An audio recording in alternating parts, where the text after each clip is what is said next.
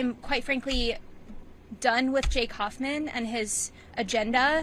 Governor Hobbs putting the Republican senator on full blast. I'm not going to send anyone else to him to go through this circus that he continues. Over the past 3 years, Senator Jake Hoffman has led the committee in charge of confirming the governor's picks to run state agencies. Hoffman's panel often grills the nominees and shoots them down. Last week, 2 of the people Hobbs tapped to run massive departments resigned because it was clear they would not be confirmed in the Senate. If I'm being really honest with you, why would anyone want to go through what these folks are going through? They are being dragged through the mud because of one person's political agenda that has nothing to do with their careers in public service. In response to the governor's pointed comments, Hoffman issued a statement that reads in part, Katie's remarks about, again, engaging in the same unlawful ploy to evade the Senate confirmation process reflects a childish temper tantrum.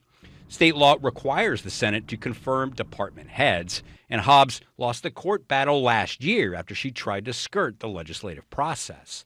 The governor sounded angry when asked if Republicans would sue her again. I don't know. You have to ask Jake Hoffman or the Senate president. I don't know the answer. If somebody's upset about it, they can sue me again. Adding to this political feud, the governor also vetoed a couple of Hoffman's bills late last week. Guys? I mean, what does this mean, Dennis? These agencies operate without a figurehead or an official at the top of it, and she has appointed some, right?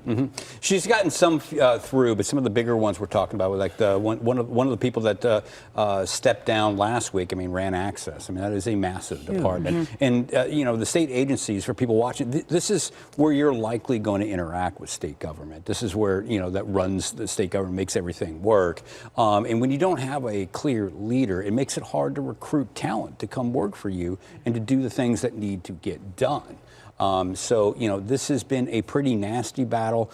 You can see that there's really no respect even between the governor and the Senator Hoffman. If you notice in that statement of his, he didn't refer to her as governor. He said first name. First name. Katie's throwing a temper tantrum. I mean, that just shows there's a real lack of respect going on here. They have a lot of work to do, too, because they still have a budget to pass. Yeah. Sorry, Nick. Yeah, they still got a lot of work to do. Yes, that budget is going to be an ordeal because the economic environment right now is kind of uncertain. So you're trying to balance a budget on what you think might be happening over the next year. Yeah, I was going to say the last time this happened, she went ahead and just pushed people through, appointed them as temporary, not giving them the director title. She lost that court battle. But then they ran out of the length of time for doing that. Yeah, she lost that court battle, and in Hoffman's statement, he went on to say that there's really nothing to sue over yet. But they're going to be watching this, and if they feel like she has violated the law, they're going to take her to court again. They don't have a problem with that.